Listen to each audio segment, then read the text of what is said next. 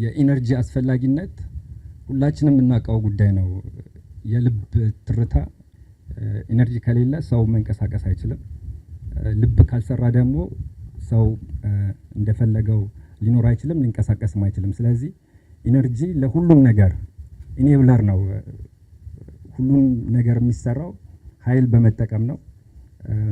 ስልካችንን ከትንሹ ጀምሮ አብዛኛውን ስራ የምንሰራው ኢነርጂ በመጠቀም ነው። ስለዚህ ይህንን አስፈላጊ የሆነ የህይወት ለሰው ልጅ በምቾት እንዲኖር ቴክኖሎጂ እንዲጠቀም እድሜውን እንዲያራዝም የሚያስደርግ አንዱ ከሁሉም ቅድሚያ ግብዓት የሚሰጠው የኢነርጂ ግብዓት ነው። ልክ እንደምንተነፍሰው አየር ወይም ደግሞ እንደምንጠጣው ውሃ ኢነርጂ ከሌለ ህይወታችን በጣም ከባድ እና አስቸጋሪ ነው የሚሆነው። ወደ ኋላ ትንሽ ብዙ አመታት ሄደን ብናይ የሰው ልጅ ኢነርጂን ለመፍጠር በርካታ ሙከራዎችን አድርጎ ነው እሳትን መፍጠር የጀመረው። ከእሳት ነው ወደ ማሽኖች እየፈጠረ አሁን ላይ ዘመናዊ የሆነውን ኤሌክትሪክ ከተለያዩ የኢነርጂ አማራጮች በማመንጨት ህይወታችንን በጣም በቀላሉ በምቾት እንድንኖር እያደረገ ያለው። ስለዚህ የኢነርጂ አስፈላጊነት ኢንዱስትሪውን ወይም ደግሞ ሌሎቹን ነገር ትተን ለሰው ልጅ ጤንነትና ምቾት መሰረታዊ ግብዓት መሆኑን ሁላችንም የምናውቀው ነው። በአጠቃላይ የኢትዮጵያ በታሪክ እንደምንሰማው የመጀመሪያውን ኤሌክትሪክ መጠቀም የጀመረችው በሚኒልክ ዘመን ነው። የዛኔ ከዲዝል ኤሌክትሪክ ኃይል በማመንጨት ቤተ መንግስት አካባቢ የነበረውን ለጥቂት በወቅቱ አስተዳደር ወይም ኃላፊ ለሆኑት ኤሌክትሪክ እንዲያገኙ ተደርጎ የነበረው ግራጁዋሊ እያደገ እየሰፋ የመጀመሪያውን ግድብ አባ ሳሙኤል የኃይል ማመንጫ አቃቂ ወንዝ ላይ አዲስ አበባ አካባቢ የተገነባው በ1930ዎች አካባቢ ነው። ከሱ ነው እያደግን ግራጁዋሊ እያደግን ብዙ ግድቦችን እየሰራን አሁን ላይ የአፍሪካን ትልቁን ግድብ ትልቁን የኃይል ማመንጫ የታላቁ የኢትዮጵያ ህዳሴ ግድብን መገንባትና መጨረስ እሱንም መጠቀም ችለናል። ስለዚህ እንዴት እያደገ እንደመጣም በሀገራችን በዓለምም እንደዛው ነው። አሁን ላይ በርካታ የኢነርጂ ሶርሶች እንዳሉ ይታወቃል። ከውሃ፣ ከንፋስ፣ ከፀሐይ፣ ኒውክሌር፣ ከጋዝ እያለ ከድንጋይ ከሰል ከብዙ የኢነርጂ ሶርሶች ኢነርጂ የተመረተ ነው። በዓለም ላይ አደጉ የሚባሉት ሀገሮች እነ አሜሪካ፣ አውሮፓ፣ እነ ቻይና አሁን ላይ ከፍተኛውን ኢነርጂ እያመነጩና እየተጠቀሙ ነው ያሉት። ስለዚህ ለአንድ ሀገር የኢኮኖሚ እድገት ዋናው ኢኔብለር ኢነርጂ በቂ አስተማማኝ የሆነ ኃይል ማመንጨት ሲቻል ነው። እሱ በሌለበት እድገት ወይም ብልጽግና የሚታሰብ አይደለም። ለዛ ነው የኢትዮጵያ መንግስት ባለፉት ተከታታይ ዓመታት ለኢነርጂ መሰረተ ልማት ታላቁ ህዳሴን ግድብ ጨምሮ ቢሊየንስ ዶላር ወጪ ፈሰስ ሲያደርግ የቆየው በጣም መሰረታዊ ጉዳይ ስለሆነ ነው። እስካሁን ያለው ኢነርጂ ወይም አቅም ከሀገራችን ስፋትና ግዝፈት አንጻር በጣም አነስተኛ ነው። አፍሪካ ውስጥ ትልቁን ኃይል እያመነጩ የሚጠቀሙት ሁለት ሀገሮች ናቸው፣ ሳውዝ አፍሪካ እና ግብጽ ናቸው። ሁለቱም ከ60 ሺህ ሜጋዋት በላይ የማመንጨት አቅም አላቸው። የኢነርጂ አጠቃቀማቸውም እንደዛው ነው። ትልቅ ኢኮኖሚም ያላቸው ሁለቱ ሀገሮች ናቸው አፍሪካ ውስጥ። ስለዚህ እኛ ወደምንፈልገው ብልጽግና እንድንደርስ ህዝባችንን ከድህነት ለማውጣት ወይም ደግሞ የመካከለኛ ገቢ ያላት ሀገር ለመድረስ አሁን ያለንን የኢነርጂ የማመንጨት አቅም የበለጠ ማጠናከር፣ መጨመር፣ ማሳደግ ይጠበቅብናል። እስካሁን የሰራነው የታላቁ ህዳሴ ግድብ ከዚህ በፊት የነበረውን የአጠቃላይ የኢትዮጵያን የኃይል የማመንጨት አቅም በእጥፍ ቢያሳድግም ግን ከምንፈልገው አንጻር አሁንም በጣም ዝቅተኛ መሆኑን ነው መታወቅ ያለበት። እንደተባለው በ5 እጥፍ ካላሳደግን ወይም በ10 እጥፍ ካላሳደግን መካከለኛ ገቢ ያላቸው የአፍሪካ ሀገሮች ለመድረስ ብዙ ስራዎች እንደሚጠብቁብን ነው የሚያሳየው። ስለዚህ የታላቁ ህዳሴ ግድብ ከዚህ በፊት ለብዙ ዓመታት እንግዲህ የኢትዮጵያ ኤሌክትሪክ ኃይል ተብሎ ከተቋቋመ አሁን ወደ 80 ዓመት እየሆነው ነው። በዛ 80 ዓመት ውስጥ ማመንጨት የቻልነው ወደ 5000 ሜጋዋት አካባቢ ነበር። የታላቁ ህዳሴ ግድብን ስንጨርስ ነው 5000 ሜጋዋት ደብል ማድረግ የቻልነው ወደ 10000 ሜጋዋት አሁን ደርሰናል።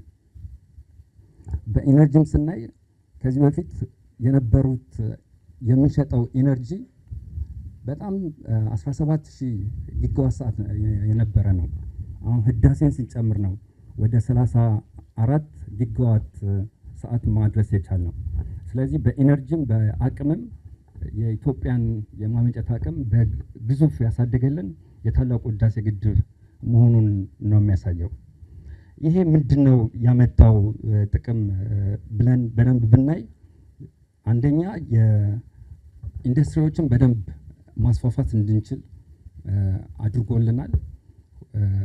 በርካታ ባለሀብቶች የኢትዮጵያን ኢነርጂ በመፈለግ ነው ወደ ኢትዮጵያ እየመጡ ያሉት።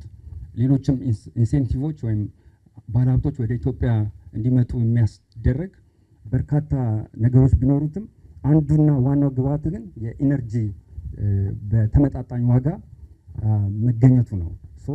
አንደኛው ብዙ ባለሀብቶችን ወደ ኢትዮጵያ እንዲመጡ እያደረገልን ነው። ሁለተኛው የምናመነጨው ኢነርጂ ወይም ኃይል 100% ከታዳሽ የኃይል ሶርሶች የምናመነጨው መሆኑን ነው። እስካሁን የቅድም የገለጽኩትን 10000 ሜጋዋት ሙሉ በሙሉ የምናመነጨው ከውሃና ከንፋስ የኃይል ምንጮች ብቻ ነው። ስለዚህ 100% ከታዳሽ የኃይል ምንጭ እያመነጨን ነው። ለእኛም ወደ ውጭም ወደ ጎረቤት ሀገሮች ኤክስፖርት የምናደርገው። ስለዚህ ይሄ ኮምፒቲቲቭነሱን ለሀገራችንም ለተቋማችንም በከፍተኛ ሁኔታ እንዲጨምር አድርጎታል። በዚህ ደግሞ የታላቁ ህዳሴ ግድብ ትልቁን ሚና እየተጫወተ መሆኑን ነው የሚታየው። አሁን ላይ በ2018 የመጀመሪያው 4 ወራት አፈጻጸም ስናይ 51% የአጠቃላይ ያመነጨነውን ኃይል ከታላቁ ህዳሴ ግድብ ማመንጨት መቻላችን ምን ያክል የምንፈልገውን ግልጋሎት እየሰጠን መሆኑን ነው የሚያሳየው። አገር ውስጥ እንዲሁም ወደ ጎረቤት ሀገሮች አሁን ላይ ለኬንያ፣ ጅቡቲ፣ ሱዳን እንዲሁም በከፊል ወደ ታንዛኒያ ጀምረናል። ለእነዚህ ሀገሮች ኤክስፖርት የምናደርገው ኃይል ሙሉ በሙሉ ህዳሴን ጨምሮ ከሌሎች የኃይል ማመንጫዎች የምናገኘው ኃይል ተደምሮ ነው። እዛ ውስጥ 51%ቱ የህዳሴ ግብዓት ነው ማለት ነው። ስለዚህ የህዳሴን መጨረስ ለሪጅናል ኢንቴግሬሽን በተለይም ደግሞ ለጎረቤት ሀገሮች አሁን ላይ ኃይል እያቀረብን ነው። ለኃይል ትስስር እንዲሁም አፍሪካን 2063 የተባለውን አጀንዳ እውን ለማድረግ ኢነርጂ ትልቅ አስተዋጽኦ እየሰጠ መሆኑን ነው የሚያሳየው። ለዚህ የታላቁ ህዳሴ ግድብ ትልቁን ሚና እየተወጣ መሆኑን እንዲሁም የኢትዮጵያ ኤሌክትሪክ ኃይል ለዚህ ግብዓት ትልቅ አስተዋጽኦ እያደረገ መሆኑን ነው በግልጽ የሚታየው። አሁን ላይ ይሄንን የእኛን ታዳሽ የኢነርጂ አቅርቦት በርካታ ጎረቤት ሀገሮች እየጠበቁ ነው። ሳውት ሱዳን ከነሱ ጋር የመግባቢያ ስምምነት ተፈራርመናል። እንዲሁም ከሶማሊያ ጋር እንደዛው የመግባቢያ ስምምነት ተፈራርመን አሁን ላይ መስመር ለመዘርጋት የጥናት ሂደት ውስጥ ገብተናል። እንዲሁም አልፎ ተርፎ ከታንዛኒያ በኋላ ወደ ሳውዘርን አፍሪካ የግሪድ ትስስር ለመድረስ ጫፍ ላይ ደርሰናል። ስለዚህ ኢትዮጵያ ያላትን የኃይል ማመንጨት አቅም በደንብ በአግባቡ ብንጠቀም አፍሪካን በኃይል ለማስተሳሰር እንዲሁም በታዳሽ የኃይል ምንጭ ትልቅ ፓወር፣ ኢኮኖሚክ ፓወር እንዲሁም ዲፕሎማቲክ ፓወር እንዲኖረን የሚያስችል ነው። በአጠቃላይ የታላቁ ህዳሴ ግድብ አሁን ላይ ሙሉ በሙሉ ወደ ኦፕሬሽን መግባቱ የተቋሙንም ገቢ በሰፊው አሳድጎታል። ከዚህ በፊት በአመት የምናገኘው የውጭ ሬቨኑ በዶላር 60-70 ሚሊዮን ዶላር አካባቢ ነበር ኤክስፖርት እያደረግን። አሁን ላይ ያንን በብዙ እጥፍ ነው እያሳደግን ያለ ነው። ዘንድሮ ኤክስፔክት የምናደርገው እስከ 450 እስከ 500 ሚሊዮን ዶላር ወይም ደግሞ ግማሽ ቢሊዮን ዶላር ከኃይል ሽያጭ ገቢ እንደምናገኝ ነው ኤክስፔክት የምናደርገው። ስለዚህ በአጠቃላይ ለውጭ ምንዛሪ ግኝት፣ ለተቋሙ እድገት፣ ለሀገር እድገት ትልቅ የአስተዋጽኦ እያደረገ ያለ የመሰረተ ልማት ነው ማለት ነው። እንደሚታወቀው ምንም እንኳን ይሄንን ያክል ኃይል እያመነጨን ቢሆንም ሀገራችን የኤሌክትሪክ ተደራሽነት ስቲል በጣም ዝቅተኛ ነው። አሁንም 50% 54% አካባቢ ነው የኤሌክትሪክ ሽፋኑ። ይህንን ሽፋን ለማሳደግ ያው ከፍተኛ የውጭ ምንዛሪና ኢንቨስትመንት ይፈልጋል። ለዛ እየተጠቀምንበት ነው ማለት ነው። አሁን ላይ በርካታ ፕሮጀክቶችን በራሳችን አቅም መገንባት እየቻልን ነው። ለማሳያነት የኮይሻ ሃይድሮ ኃይል ማመንጫ ፕሮጀክት በጥሩ አፈጻጸም ላይ ያለ ቢሆንም ግን የፋይናንስ ችግር በመግጠሙ ምክንያት ፕሮጀክቱ ትንሽ ዘግይቷል። ይህንን ፕሮጀክቱ በሚፈለገው መንገድ እንዲሄድ አሁን ላይ ቅድም ያልኩትን ኤክስፖርት የምናገኘውን ገቢ ለዛ ፕሮጀክት አፈጻጸም እያዋልነው ነው። በተመሳሳይም በርካታ የኃይል ማስተላለፊያና ማከፋፈያ ጣቢያዎችንም በራሳችን አቅም እየገነባን ነው። ይህ የአክሰስን ለማስፋፋት እና ተደራሽነትን ሁሉም ኢትዮጵያዊ መብራት እንዲያገኝ፣ ኤሌክትሪክ እንዲያገኝ ለማስቻል ትልቅ አስተዋጽኦ ያለው ጉዳይ ነው። ሌላው ባለፈው የ2030 ዲጂታል ኢትዮጵያ 2030 አናውንስ ሲደረግ እንደሰማችሁት ክቡር ጠቅላይ ሚኒስትራችን ካለ ኢነርጂ አክሰስ ዲጂታል ኢትዮጵያን እውን ማድረግ አይቻልም በግልጽ ተቀምጧል። ስለዚህ ለዲጂታል ኢትዮጵያን እውን ለማድረግ ኢንዱስትሪያችንንም የበለጠ ለማሳለጥ ከፍተኛ የስራ እድል ፈጠራ እንዲኖር ለማስቻል የኤሌክትሪክ አቅርቦት እና አስተማማኝነት ለኢትዮጵያ በጣም ቤዚክ ጉዳይ ነው። ለዛ ደግሞ እንደዚህ አይነት መሰረተ ልማቶች እንደ ታላቁ ህዳሴ አይነት ግድቦች በስፋት መስራት ይኖርብናል። አሁን በቅርቡ የጀመርነውም የኒውክሌር ኃይል ማመንጫ ፕሮጀክት ምንም እንኳን ረጅም ጊዜ ቢወስድም ግን ለወደፊቱ የሚፈለገውን ዝግጅት አሁን ላይ መጀመር መቻላችን ወደፊት ለሚመጣው የከፍተኛ የኢነርጂ ፍላጎት በተለይም አሁን ላይ የአርቲፊሻል ኢንተለጀንስ እና የዳታ ሴንተሮች ግንባታ እንደምታውቁት ከፍተኛ ኢነርጂ ነው የሚፈልገው። ለዛ እየተዘጋጀን ነው እንደ ሀገር።